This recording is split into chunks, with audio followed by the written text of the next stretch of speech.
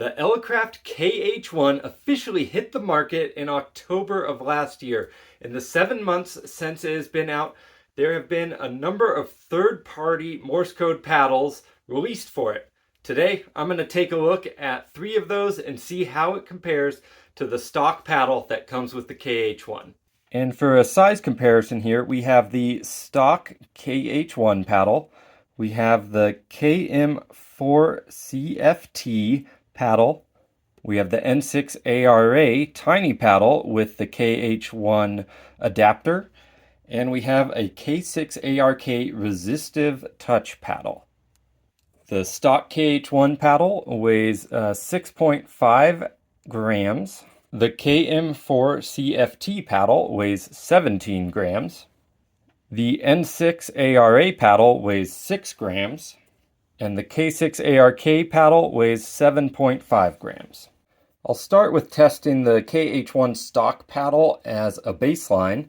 So here's a good view of the underside. It uses 2 micro switches, and it does not have adjustable tension, but it does have 2 set screws to adjust the throw.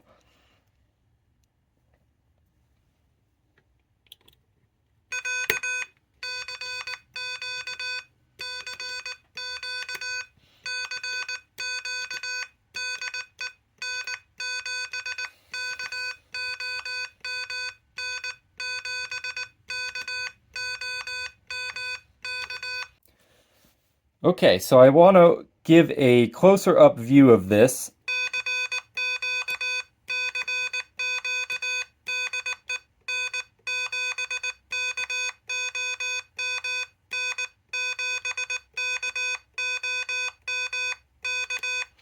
So you can see that the KH1 paddle does not fit flush against the KH1. There's a bit of a gap here at an angle, and due to that, there's a fair bit of wiggle as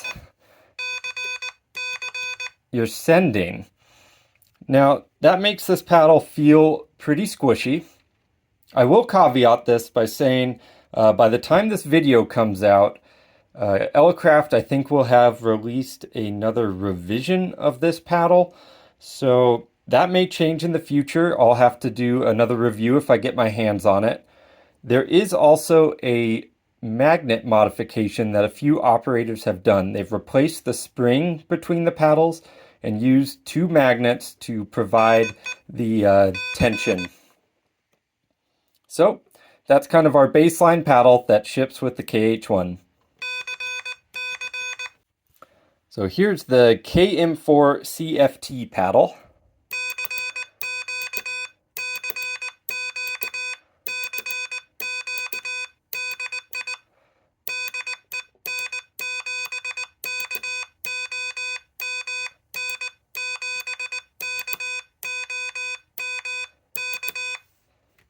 Okay, so personally, for the KH1, I find this paddle to be a bit too large. And again, it has the same issue that the stock KH1 paddle has, in that it wiggles. Due to that, it does have a bit of a squishy quality. Other than that, like, let's say I was holding it here.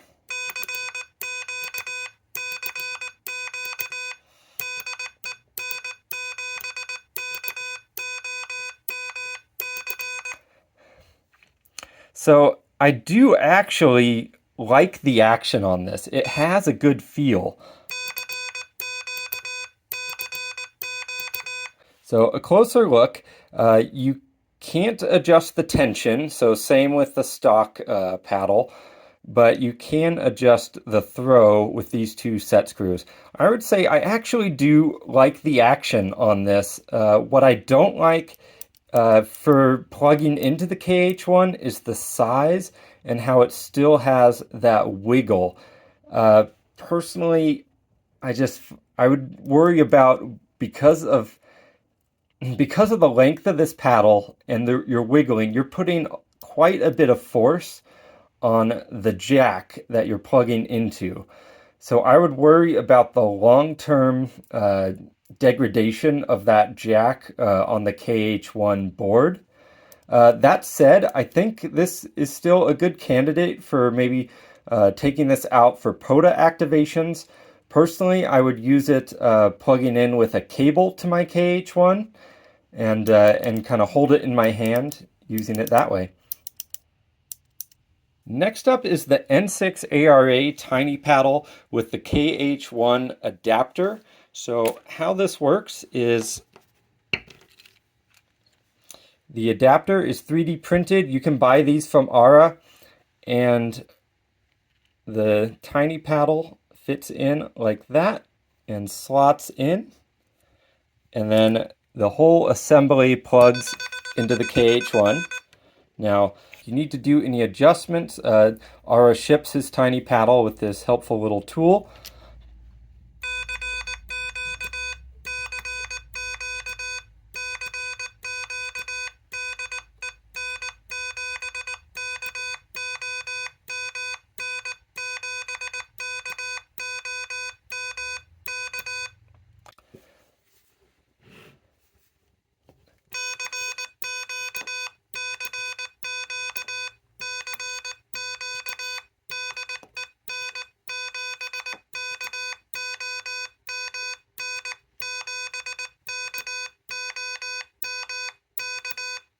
So I love this configuration of the tiny paddle for use with the Elecraft KH1.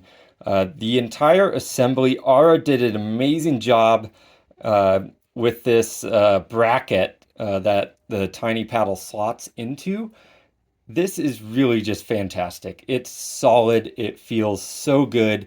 I don't feel like I'm really wiggling the jack at all. So here's a closer view of it. And these paddles just take a light touch to make that copper contact.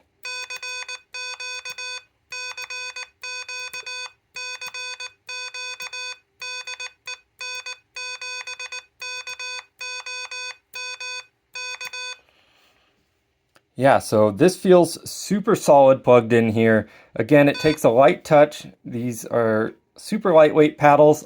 This is just a fantastic option to use with the KH1. I love the feel of them. So up next is the K6ARK Resistive Touch Paddle. This is a circuit that Adam designed and manufactured together. It has a bracket, which I believe him and Ara shared notes on this, so they would be, they're very similar in how they slot in, and they feel very solid. So let's plug this in, give it a try.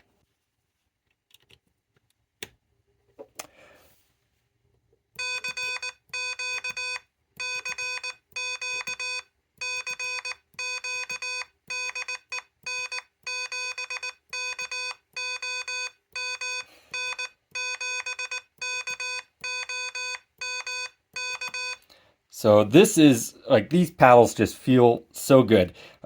Everything feels super solid. Like I don't feel any wiggle at all as I'm using these. And again, it's resistive touch, so there's no moving parts. So with a zoomed in view here,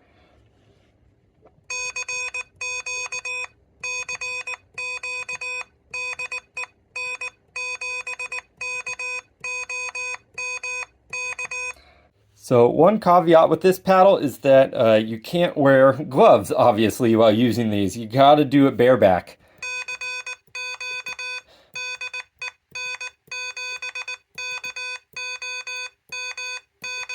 So again, I absolutely love the feel of these paddles, and for storage, you can take them out, flip it upside down, and then it stores flush with the KH1, and that's a very similar design to the stock paddle. And then just flip it around when you're ready to use.